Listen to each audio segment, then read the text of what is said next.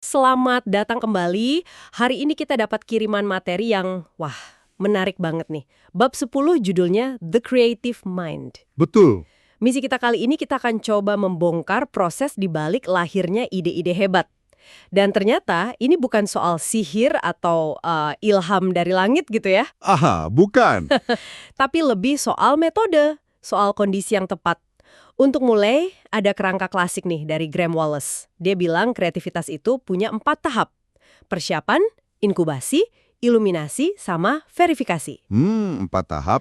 Kedengarannya memang agak akademis, kaku gitu kan. Tapi ada satu cerita dari materi Anda yang bikin teori ini jadi hidup dan luar biasa nyata. Coba deh bayangin, Anda harus nulis novel yang nantinya bakal menang Nobel, tapi waktunya cuma 4 minggu. 4 minggu? Wah, gila. Soalnya The Remains of the Day. Prosesnya itu persis banget kayak cerminan teori Wallace tadi. Oke. Di tahap persiapan, dia benar-benar melahap semua buku soal pelayan di Inggris, politik era antar perang. Pokoknya dia kumpulin semua amunisi. Dan yang paling menarik menurut saya justru tahap setelahnya. Nah, iya. Setelah persiapan yang super intens itu, masuklah tahap inkubasi. Ishiguro ini sama sekali nggak nyentuh proyek novelnya. Hampir setahun penuh loh. Setahun. Iya, setahun. Dia cuma, sosialisasi, ketemu teman, ngobrol santai. Seolah-olah idenya itu lagi dierami gitu di alam bawah sadarnya. Dibiarkan matang sendiri tanpa dipaksa. Nah, itu dia. Rasanya kan kontraintuitif banget ya. Betul. Kita biasa diajarin buat terus kerja keras, fokus, jangan berhenti. Tapi dia justru melepaskannya. Terus, apa yang terjadi setelah setahun dierami itu? Barulah datang momen iluminasi dan verifikasi secara hampir bersamaan. Dia ngunci diri di rumahnya, dan selama 4 minggu itu, dia nulis. Wow. Dia bilang, dia menulis dengan energi yang liar. Dia ngerasa, di momen itu, dunia fiksi yang dia ciptain jauh lebih nyata daripada dunia di sekelilingnya. Jadi semua tumpah gitu aja ya? Tumpah ruah. Semua hasil riset dan inkubasi selama setahun itu akhirnya jadi sebuah mahakarya. Kisah Ishiguro itu benar-benar demonstrasi yang sempurna. Ini nunjukin kalau terobosan besar seringkali butuh persiapan yang dalam, tapi juga butuh periode jeda. Periode jeda itu penting. Di mana pikiran sadar kita tuh melepaskan masalah itu. Dan melepaskan ini yang seringkali paling susah kan? Susah banget. Rasanya aneh kalau solusi justru datang pas kita nggak lagi fokus. Sebenarnya apa sih yang terjadi di otak kita saat itu? Pertanyaan bagus. Ini menyentuh sebuah paradoks dalam kreativitas yang juga disinggung di materi Anda. Kalau kita terlalu fokus sama tujuan akhir, terlalu ngotot, pemikiran kita justru bisa jadi sempit. Oh, oke. Kunci sebenarnya ada di proses eksplorasinya. Dan ini ada kaitannya dengan konsep yang disebut gigi mental. Gigi mental. Anggap aja pikiran kita itu kayak mobil dengan transmisi. Punya beberapa gigi persneling buat mode yang beda-beda. Oke, gigi mental ini menarik. Jadi kreativitas itu bukan cuma satu mode on atau off gitu ya, tapi ada tingkatan-tingkatannya. Tepat sekali. Untuk kreativitas, ada 2 gigi yang paling penting. Dan dua-duanya ada di apa yang disebut gigi 2. Oke. Yang pertama itu wawasan spontan. Atau bisa kita sebut gigi 2 dengan energi rendah.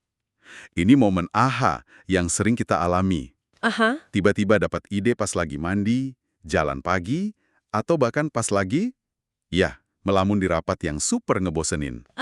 Jadi itu sebabnya ide-ide bagus sering muncul di kamar mandi. Saya kira cuma mitos loh. Bukan mitos. Jadi saat itu perhatian kita lagi rileks dan mengembara ya? Persis. Saat kita dalam mode itu, alam bawah sadar kita dikasih ruang buat kerja. Buat ngehubungin informasi-informasi yang sebelumnya nggak nyambung. Ini kondisi pikiran yang tenang tapi tetap waspada. Kayak Ishiguro yang lagi sosialisasi. Dia kan nggak secara aktif mikirin novelnya, tapi otaknya terus kerja di belakang layar, nyusun puzzle. Oke, itu gigi pertama. Lalu yang kedua? Pasti yang energinya lebih tinggi ya? Betul. Mode kedua adalah berpikir di luar kotak, atau gigi 2, dengan energi tinggi. Oke. Ini kondisi saat Anda ngerasa sangat berenergi, pikiran tajam, dan siap buat eksplorasi. Perhatian Anda bukan nyempit, tapi justru melebar. Melebar? Maksudnya gimana tuh? Anda jadi lebih peka menangkap detail-detail di pinggiran yang biasanya kelewat. Secara biologis, neurotransmitter norepinefrin itu ada di level optimal. yang bikin sinyal-sinyal lemah di otak jadi lebih terdengar. Wah, ini kayaknya momen pas Ishiguro ngunci diri buat nulis itu deh. Tepat. Energinya tinggi, fokusnya melebar ke seluruh dunia fiksi yang dia bangun, dan dia bisa ngehubungin semua hasil persiapan dan inkubasinya. Persis. Jadi, intinya kreativitas itu soal kemampuan kita buat pindah-pindah gigi ini ya, antara mode santai buat dapat wawasan, sama mode aktif berenergi buat eksekusi dan brainstorming. Benar sekali. Kuncinya itu fleksibilitas mental. Kemampuan untuk tahu kapan harus injak gas dan kapan harus membiarkan mesinnya idle sejenak. Nggak bisa dipaksa terus-terusan di satu gigi. Fleksibilitas antar gigi itu sepertinya kuncinya.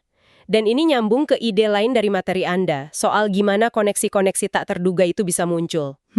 Betul. Ada contoh yang sederhana tapi jenius soal mesin pembungkus payung di Jepang. Awalnya kelihatan sepele, tapi proses berpikir di baliknya itu luar biasa. Betul, kisah Toshiyuki Murakami. Dia dapat masalah, gimana caranya masukin payung basah ke dalam kantong plastik dengan cepat dan gampang. Iya, itu kan PR banget ya kalau lagi hujan. Nah, dia nggak cuma mikirin soal payung dan plastik aja. Idenya justru datang dari analogi yang sama sekali beda. Sendok sepatu. Sendok sepatu? Jauh banget. Jauh kan? Dia mikir, kalau sendok sepatu bisa bantu kaki masuk ke sepatu, mungkin prinsip yang sama bisa dipakai buat masukin payung ke plastik. Dan itu berhasil. Analogi yang brilian. Tapi masalahnya nggak berhenti di situ kan? Setelah payung masuk, muncul masalah baru. Gimana cara buka plastiknya dengan gampang? Apalagi kalau tangan kita lagi bawa banyak barang ya. Nah, itu dia. Dan disinilah koneksi tak terduga kedua muncul. Dia nggak lagi mikirin sendok sepatu. Dia terinspirasi dari amplop surat. Amplop surat. Coba perhatiin deh, kalau kita mau masukin surat, satu sisi mulut amplop biasanya dibikin sedikit lebih tinggi dari sisi lainnya. Oh iya ya, biar gampang bukanya. Tujuannya supaya ada celah dan kita gampang masukin kertasnya. Murakami nerapin prinsip yang sama persis pada kantong plastiknya. Payung, sendok sepatu, dan amplop. 3 benda yang nggak ada hubungannya, tapi saat digabungin jadi solusi yang elegan. Ini contoh sempurna dari berpikir lateral. Tapi ada contoh yang jauh lebih dramatis dan punya dampak besar dari sumber Anda. Yang nunjukin kalau kreativitas itu bukan cuma soal ngehubungin apa yang ada, tapi juga ngelihat apa yang tidak ada. Ah, iya. Kisahnya dari Perang Dunia Kedua. Ya, ini kisah yang sangat terkenal tentang Abraham Wald, seorang matematikawan. Militer AS datang ke dia dengan satu masalah. Mereka mau memperkuat pesawat tempur mereka. Oke. Tapi kan nggak bisa ngelapisin seluruh badan pesawat pakai baja. Nanti terlalu berat. Jadi pertanyaannya, bagian mana yang harus diperkuat? Logikanya mereka pasti periksa pesawat-pesawat yang berhasil balik dari pertempuran kan? Terus mereka lihat, oh bagian ini paling banyak lubang pelurunya. Berarti bagian ini yang paling rentan. Kedengerannya sangat masuk akal. Sangat masuk akal, tapi ternyata salah total. Disinilah Wald nunjukin kejeniusannya. Gimana tuh? Dia ngajuin satu pertanyaan yang ngubah segalanya. Di mana lubang peluru di pesawat yang tidak kembali? Wow! Tunggu sebentar. Itu bener-bener ngebalikin logika. Tepat. Wald sadar kalau data yang mereka analisis itu punya bias yang sangat besar. Yang sekarang kita kenal sebagai survivorship bias. Survivorship bias. Pesawat-pesawat yang kembali dengan lubang di sayap atau di badan justru jadi bukti bahwa pesawat bisa bertahan hidup meskipun ditembak di area itu. Masuk akal. Area yang paling penting buat diperkuat justru adalah area yang tidak ada lubang pelurunya sama sekali di pesawat yang selamat. Yaitu mesin dan kokpit. Persis. Karena kalau area itu yang ketembak, ya pesawatnya nggak akan pernah kembali untuk dianalisis. Gila, itu bener-bener bikin merinding. Saya nggak akan pernah ngelihat data dengan cara yang sama lagi. Hahaha, iya. Jadi, pertanyaan yang kita ajuin ternyata jauh lebih penting daripada data yang kita kumpulin. Ini bikin kita mikir ya, di pekerjaan kita sendiri, data hilang atau pesawat yang nggak kembali itu apa ya? Itu dia. Mungkin kita terlalu fokus sama kisah sukses, proyek yang berhasil. Tapi pelajaran terbesarnya justru ada di kegagalan yang nggak pernah kecatat atau dibicarain. Persis. Kreativitas Wald itu bukan tentang nemuin jawaban matematis yang rumit, tapi tentang ngajuin pertanyaan yang tepat dari sudut pandang yang beda. Dia ngegeser fokus dari di mana pesawat paling sering tertembak, jadi tembakan di mana yang paling fatal. Itu lompatan konseptual yang luar biasa. Jadi, setelah kita paham soal pentingnya ganti-ganti gigi mental dan ngelihat dari berbagai sudut pandang, pertanyaan berikutnya adalah, Gimana kita nyiptain kondisi yang tepat supaya ide-ide ini bisa muncul? Nah, sutradara legendaris Alfred Hitchcock punya trik unik. Katanya kalau dia lagi buntu, dia bakal berhenti total dari kerjaannya, terus malah Malah ngapain? nyeritain sebuah kisah yang sama sekali nggak berhubungan ke timnya. Tujuannya cuma satu, ngilangin tekanan. Itu poin yang sangat krusial. Dan ini nyambung lagi ke model gigi mental kita. Kreativitas itu mustahil muncul di bawah ancaman atau tekanan tinggi. Kenapa gitu? Kondisi tertekan itu bakal ngedorong kita ke gigi 3, yaitu mode fight or flight. Kemampuan kita buat mikir rumit dan bernuansa langsung anjlok. Sebaliknya, kunci buat ngebuka kreativitas adalah suasana bermain atau play. Bermain maksudnya kita harus santai dan nggak serius gitu. Bukan berarti nggak serius, tapi nyiptain ruang aman di mana pikiran bebas bereksperimen. Bebas bikin koneksi-koneksi aneh, ngeksplorasi ide gila tanpa takut dihakimi atau takut gagal. Ah, oke. Apa yang dilakuin Hitchcock itu, cara cerdas buat secara artifisial nyiptain keadaan bermain demi nurunin tingkat stres di ruangan. Ketika tekanan hilang, pikiran jadi lebih leluasa. Dan ini nggak cuma berlaku buat individu kan? Sumber Anda menyoroti gimana sebuah ekosistem yang tepat bisa jadi semacam rumah kaca buat inovasi dalam skala besar. Betul sekali. Contoh klasiknya, Bell Labs. Bell Labs ya, tempat lahirnya transistor, laser, sel surya, dan banyak lagi penemuan fundamental. Rahasianya bukan cuma karena mereka ngerekrut orang-orang paling jenius di planet ini, Terus apa dong? tapi karena mereka dengan sangat sengaja ngerancang sebuah ekosistem buat numbuhin ide. Ada 2 elemen kuncinya. Pertama, kebebasan. Kebebasan dari apa? Deadline. Target penjualan. Dari tekanan jangka pendek, para peneliti di sana nggak dikejar-kejar deadline yang ketat. Pendanaan riset mereka relatif aman. Mereka dikasih kemewahan buat ngejar tujuan jangka panjang yang ambisius. Jadi ada waktu buat inkubasi ide ya? Betul, yang memungkinkan adanya periode inkubasi ide yang sangat panjang, kadang bertahun-tahun. Mereka nggak dituntut buat ngasilin produk setiap kuartal. Dan elemen kunci kedua yang menurut saya menarik banget adalah desain fisik gedungnya. Ini bukan sekedar soal estetika kan? Jauh dari itu, desainnya sangat fungsional buat inovasi. Di satu sisi, mereka ngasih setiap peneliti kantor pribadi, Biar bisa fokus. penting agar mereka bisa fokus secara mendalam, ngerjain pekerjaan terkonsentrasi di gigi 2. Tapi di sisi lain, mereka ngerancang koridor yang sangat-sangat panjang dan ruang makan bersama. Oh, jadi idenya seorang fisikawan bisa aja senggolan sama ahli kimia pas lagi ambil kopi, terus mereka ngobrol, dan dari obrolan santai itu muncul ide gila. Ide yang nggak akan pernah kepikiran kalau mereka cuma diam di kantor masing-masing. Bener. Tepat sekali. Mereka nyebutnya penyerbukan silang ide. Bell Labs nyiptain keseimbangan sempurna antara ruang untuk isolasi dan pemikiran mendalam dengan ruang untuk interaksi spontan. Mereka ngebangun rumah kaca yang sempurna buat ide-ide rapuh biar bisa tumbuh. Oke, dari semua obrolan kita, kayaknya kita bisa nih ngerangkum ini semua jadi semacam resep atau template praktis buat Anda yang lagi dengerin dan pengen nerapin prinsip-prinsip ini. Gimana kalau kita coba susun langkah-langkahnya? Tentu, berdasarkan materi yang Anda bagikan, kita bisa bagi jadi beberapa langkah praktis. Langkah pertama, dan ini sering dilewatin, adalah kosongkan pikiran. Kosongkan pikiran. Mulailah di gigi 1.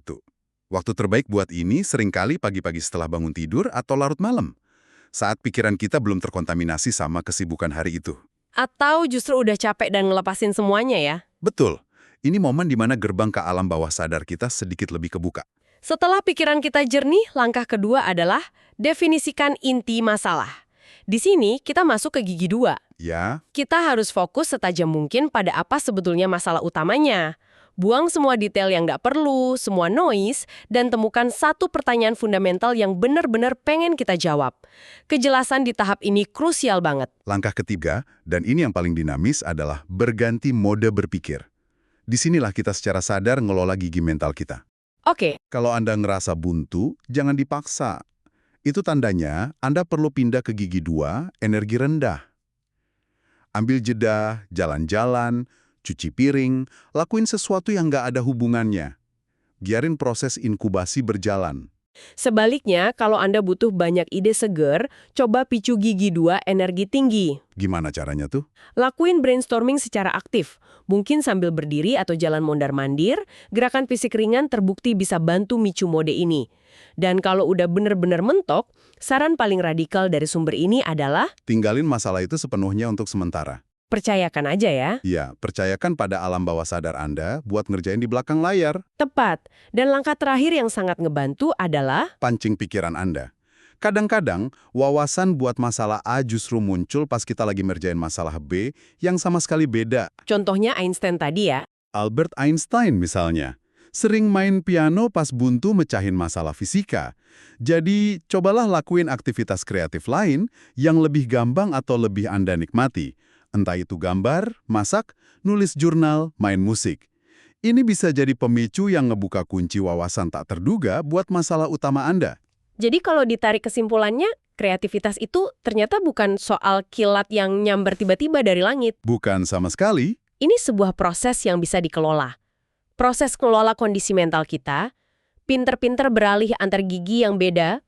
Ini tentang ngehubungin ide-ide yang kelihatannya nggak nyambung, berani ngeliat apa yang hilang dari data, Dan yang paling penting, dan yang terpenting, ngebangun lingkungan yang tepat, baik di dalam kepala kita maupun di sekitar kita, supaya pikiran ini bebas dan berani buat bereksplorasi. dan kalau kita coba hubungin ini ke gambaran yang lebih besar, materi yang Anda bagikan ini secara implisit ngebedain dua jenis kecerdasan. Ada kecerdasan cair atau fluid intelligence, Kecerdasan cair. yaitu kemampuan kita buat mecahin masalah yang benar-benar baru, yang belum pernah kita lihat sebelumnya. Dan ada kecerdasan kristal atau crystallized intelligence, Oke. yaitu kemampuan kita buat gunain pengetahuan dan pengalaman yang udah kita miliki. Oke, kecerdasan cair buat hal baru dan kecerdasan kristal buat hal yang udah diketahui. Bener. Ini munculin satu pertanyaan penting nih untuk Anda renungkan. Di zaman di mana AI semakin pinter dan mulai ngambil alih banyak tugas yang basisnya pengetahuan yang udah ada, atau kecerdasan kristal, seberapa banyak waktu dan usaha yang Anda sengaja curahkan untuk melatih kecerdasan cair Anda? Kemampuan Anda buat ngadepin hal yang nggak terduga, yang nggak ada di buku manual. Mungkin pertanyaannya bisa lebih sederhana. Apa satu hal kecil yang bisa Anda lakukan minggu ini untuk sedikit meregangkan otot mental cair Anda itu?